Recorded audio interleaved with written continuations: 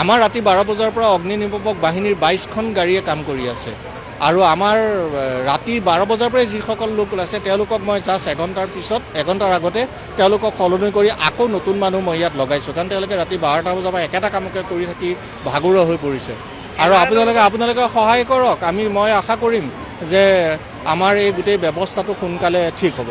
আমাৰ মানুহে খুব সুন্দৰভাৱে কাম কৰি আছে আৰু মই ভাবিছোঁ এঘণ্টামানৰ ভিতৰত আমাৰ এই গোটেই ব্যৱস্থাটো আমি নিয়ন্ত্ৰণ কৰিব পাৰিম। এতিয়া নিয়ন্ত্ৰণতে আছে, বেংকলৈকে সম্প্ৰসাৰণ হোৱা নাই। বেংকৰ অগ্নি নিৰ্বাপক বিষয়া অনাবৰতে মোৰ লগতে আছে, তেওঁ মোক ইনস্পেক্ট কৰি পেলাই কথাখিনি জনাইছে যে বেংকলৈ হোৱা নাই, কিন্তু ছেকেণ্ড আৰু থাৰ্ড ফ্ল'ৰৰ যি জুইৰ ধোঁৱা, সেই ধোঁৱাই বেংকৰ যিকেইটা মানে ফ্ল'ৰ আছে সেই ফ্ল'ৰকেইটাক ধোঁৱাৰে আবৃত্ত কৰি দিছে, ধোঁৱাৰে কলা কৰি দিছে, এটা প্ৰদূষণ সৃষ্টি কৰিছে।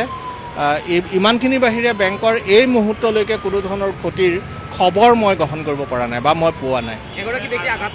আমাৰ SDRFৰ এজন ল'ৰা আঘাত হৈছে, তেওঁক ইমিডিয়েটলি চিকিৎসাৰ বাবে পঠোৱা হৈছে। প্ৰাথমিক অনুসন্ধান আমি কৰাই হোৱা নাই। প্ৰথম এটাই ছেকেণ্ড আৰু তৃতীয়তে জুইটো লাগিছে। আমাৰ প্ৰথম কথা হৈছে জুইটো নুমুৱা, মানুহক বচোৱা, সম্পত্তি ৰক্ষা কৰা। তাৰ পিছত আমাৰ অনুসন্ধান চলিব যে কি কাৰণে জুইটো লাগিল, কিমান ক্ষতি হ'ল, কি কথা কি বতৰা, সেইবোৰ পিছত আহিব। মই আপোনালোকক একদম পৰিষ্কাৰ কৰি কৈছোঁ যে জুই কিহৰ পৰা লাগিছে আমি কোনো ধৰণৰ তথ্য এতিয়ালৈকে পোৱা নাই।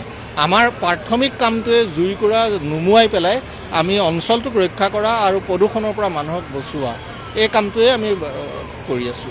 আমাৰ ৰাতি 12 বজাৰ পৰা অগ্নি নিৰ্বাপক বাহিনীৰ 22খন গাড়ীয়ে কাম কৰি আছে আৰু আমাৰ ৰাতি 12 বজাৰ পৰাই যিসকল লোক ওলাইছে তেওঁলোকক মই জাষ্ট এঘণ্টাৰ আগতে তেওঁলোকক সলনি কৰি আকৌ নতুন মানুহ মই ইয়াত লগাইছোঁ, কাৰণ তেওঁলোকে ৰাতি 12টা বজাৰ পৰা একেটা কামকে কৰি থাকি ভাগৰুৱা হৈ পৰিছে।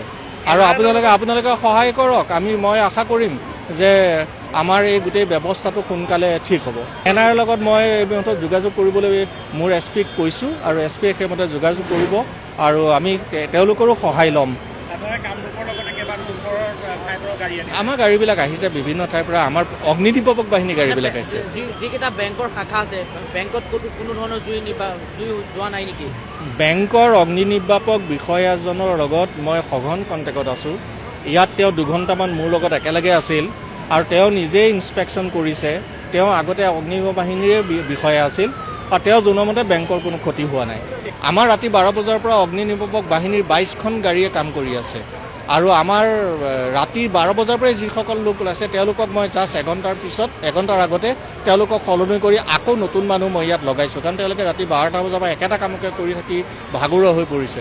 আৰু আপোনালোকে সহায় কৰক, মই আশা কৰিম যে আমাৰ এই গোটেই ব্যৱস্থাটো সোনকালে ঠিক হ'ব।